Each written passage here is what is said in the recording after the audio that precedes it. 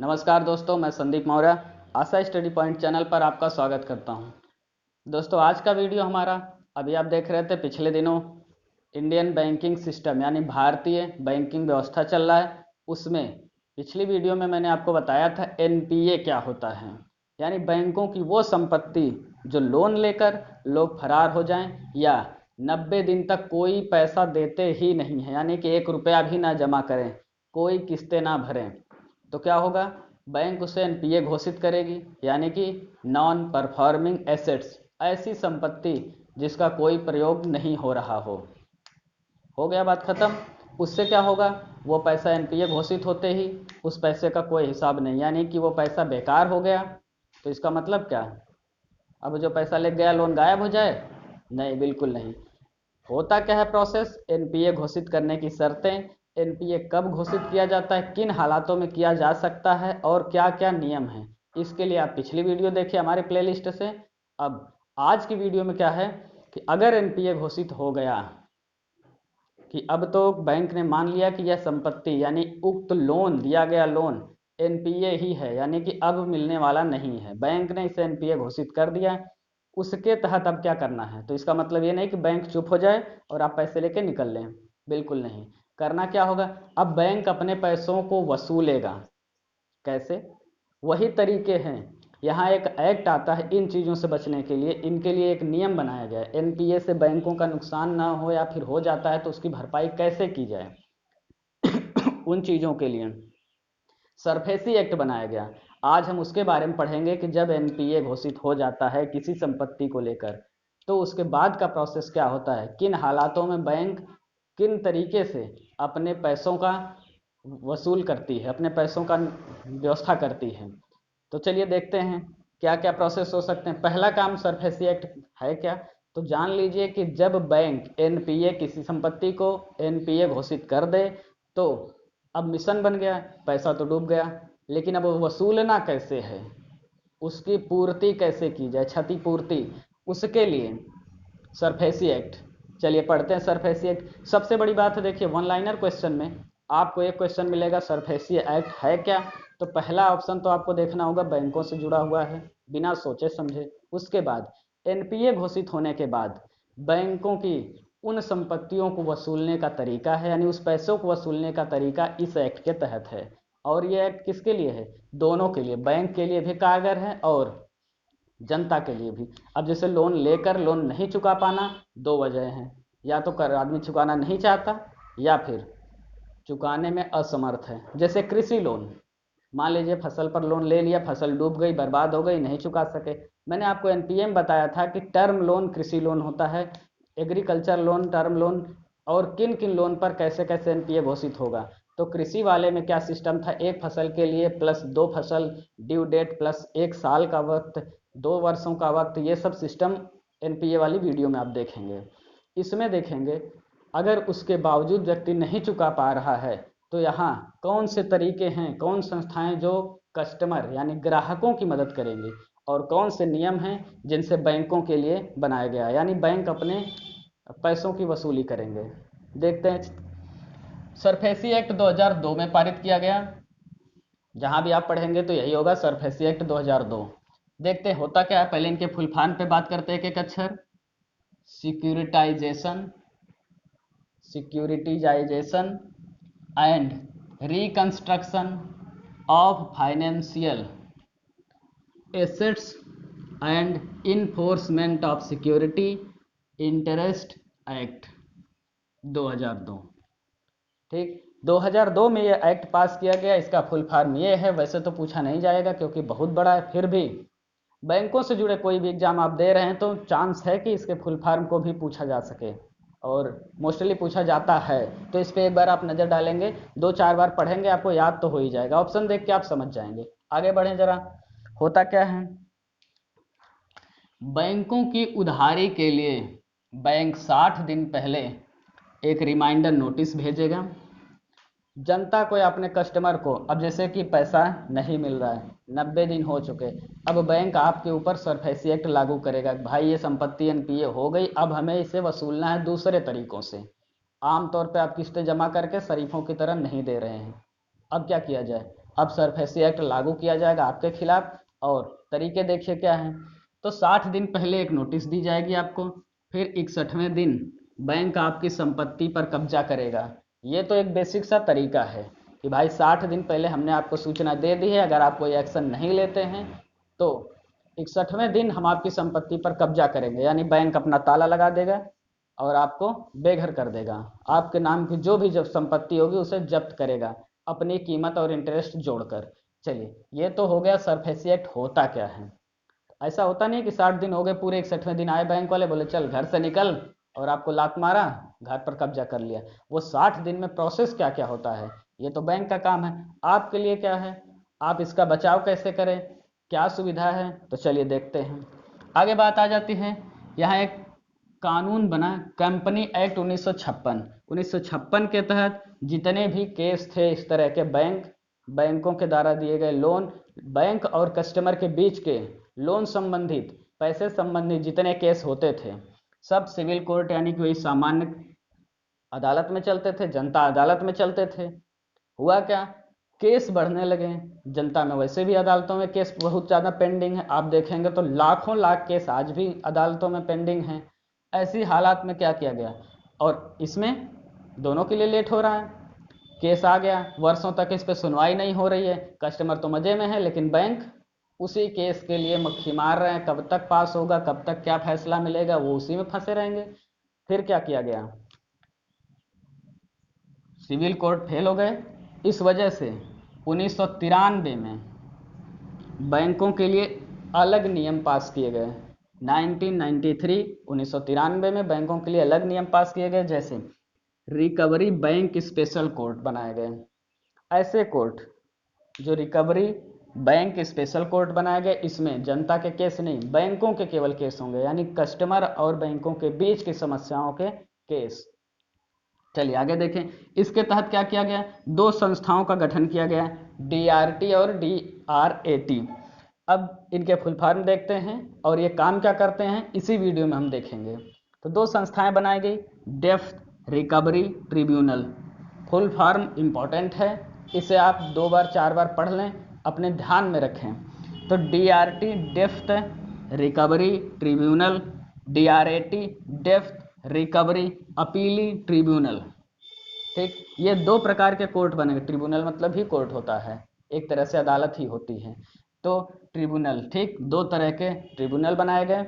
आगे क्या हुआ देखिए, अब सरफेसी एक्ट लागू ना होने की शर्तें क्या हैं। जैसे कोई लोन ले लिया गया, NPA लागू हो गया, यानी कि पूरा लोन चुकाया नहीं गया, लेकिन अब किन शर्तों पर, क्या ऐसी हालात हैं जिस पर सरफेसी एक्ट लागू ही नहीं होता है।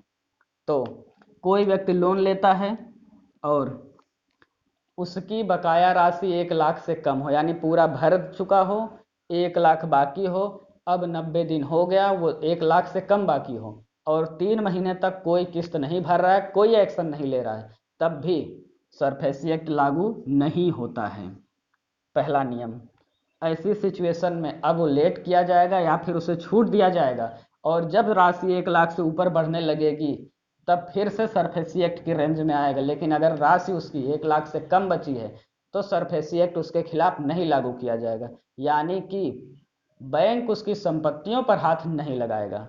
समझ गए आप। नेक्स्ट देखते हैं, कृषि लोन पर सरफेसी एक्ट लागू नहीं किया जाता है। उसका एक सबसे बड़ा कारण है कि कृषि को बैंक बेच नहीं सकती, कृषि की जमीन को बैंक बेचेगी नहीं।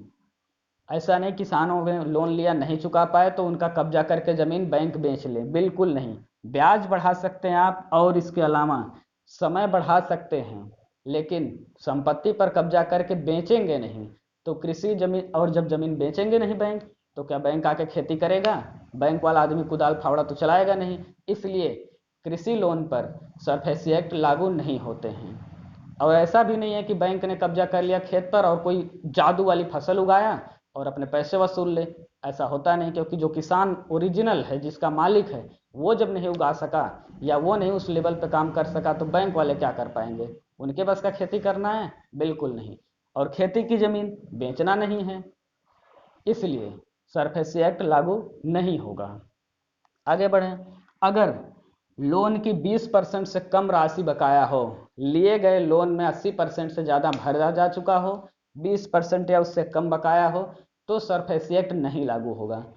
जब राशि 20% से ज़्यादा होने लगेगी तब सरफेसी एक्ट लागू किया जाएगा। तो ऐसे 3 नियम हैं जिन पर सरफेसी एक्ट लागू नहीं होता है। तो ये ग्राहकों के लिए यानी लोन लेने वाले कस्टमर के लिए प्लस पॉइंट है, यानी फायदे का सिस्टम है। ये उनके फायदे की बात है। हमने आपको कहा सरफेसी एक्ट दोनों को राहत देता है, बैंकों के लिए भी और जनता को भी।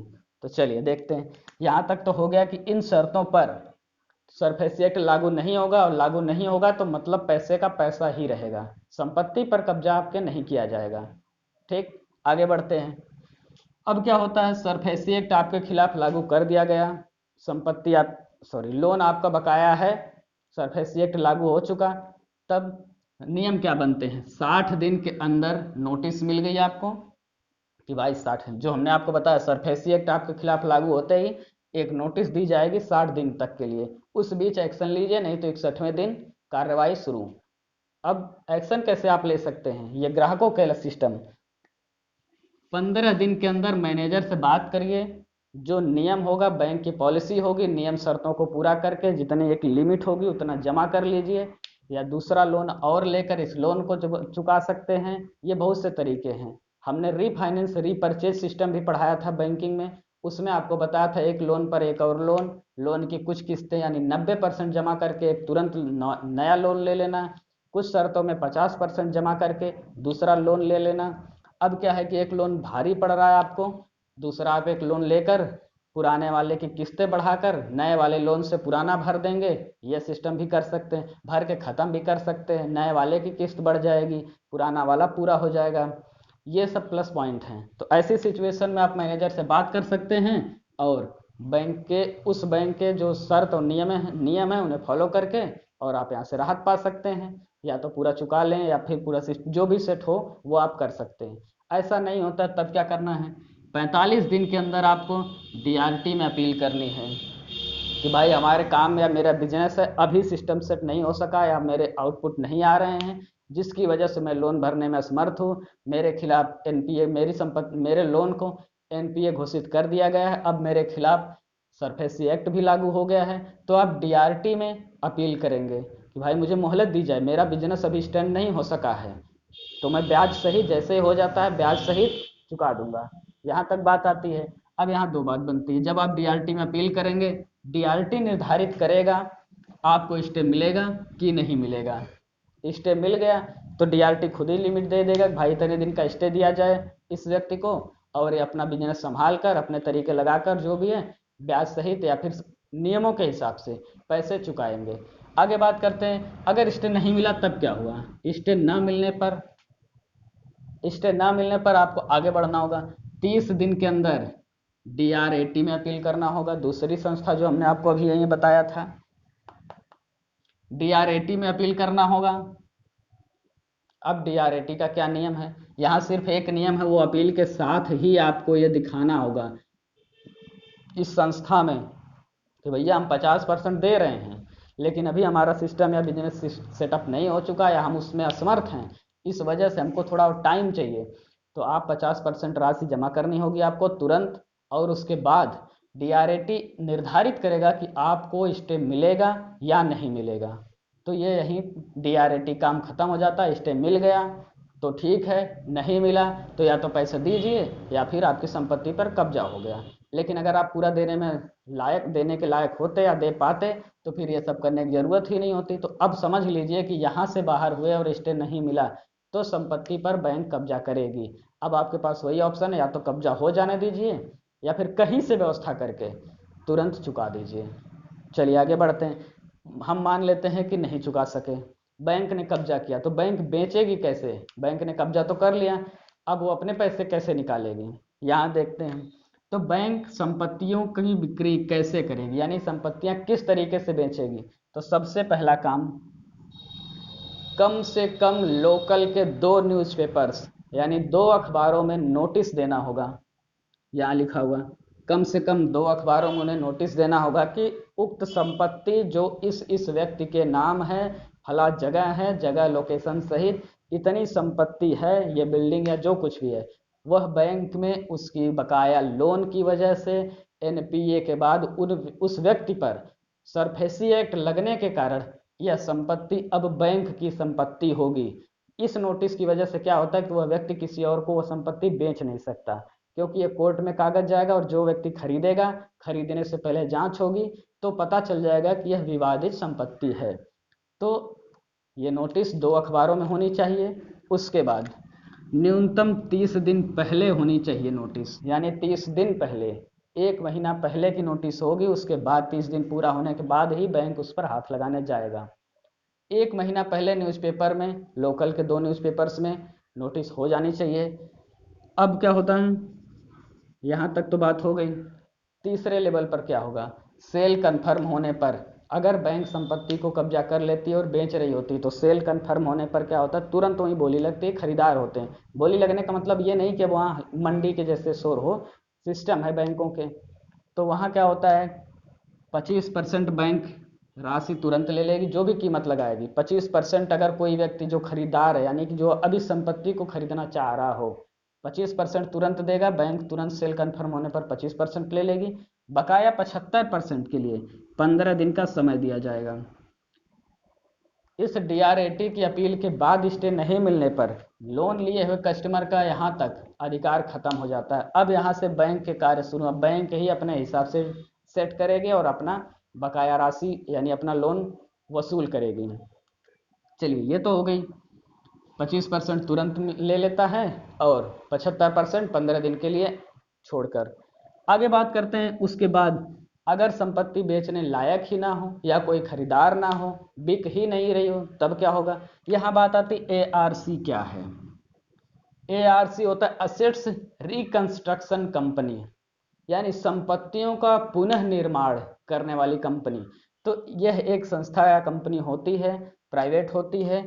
एआरसी एसेट्स रिकंस्ट्रक्शन कंपनी, जैसा कि आप देखते होंगे बिल्डर्स होते हैं, पुरानी ज़मीन या बिल्डिंग खरीद लेते हैं, अपनी मर्जी या सिस्टम के हिसाब से निर्माण करते हैं और फिर उसे बेचते हैं, अपनी लागत निकालते हैं, बचत निकालते हैं, ये सब तो उनके ऊपर है। तो यही होता है एआरसी। प्रॉपर्टी न बिकने पर क्या होता है, बैंक उस प्रॉपर्टी को एआरसी को बेच देगी।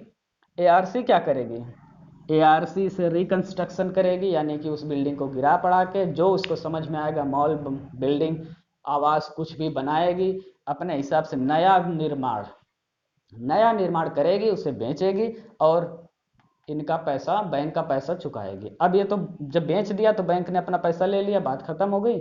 अब यहाँ से क्या होगा, उस प्रॉपर्टी पर अधिकार एआरसी का हो गया। तो दोस्तों यहाँ तक बात हो गई सरफेसी एक्ट। 90 दिन का समय, लोन पर 90 दिन तक कोई एक्शन न होने पर एनपीए घोषित, एनपीए के बाद 60 दिन के समय में सरफेसी एक्ट लागू। सरफेसी एक्ट के बाद उससे जुड़े क्वेश्चन कहाँ से बनते हैं सरफेसी एक्ट में। सबसे पहला क्वेश्चन कब पारित किया गया, 2002 में।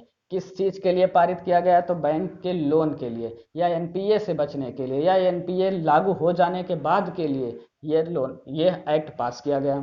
दूसरी बात आ जाती है कि 1993 में 2 संस्थाएं बनाई गई, डीआरटी और डीआरएटी। ये किससे संबंधित हैं, ये सरफेसी एक्ट से संबंधित है या बैंकिंग सिस्टम से संबंधित हैं। इनके फुल फॉर्म यहाँ से पूछे जाते हैं। सरफेसी एक्ट लागू न होने की ये शर्तें हैं। सबसे पहला इंपॉर्टेंट क्वेश्चन, क्या कृषि भूमि पर, कृषि लोन पर सरफेसी एक्ट लागू होगा, तो आपका जवाब है नहीं होगा। आपको ये चीज़ रट लेनी है। ये सवाल बार बार पूछे जा चुके हैं, इसलिए आप इस पर ध्यान देंगे। अब बात आ जाती है कि डीआरएटी में स्टे ना मिलने के बाद क्या होगा। तो भैया क्या होगा, 30 दिन के अंदर 2 अखबारों में नोटिस देनी होगी और बात नहीं बनती है, कोई एक्शन नहीं होता, तो फिर बैंक कब्जा करके बेचेगा।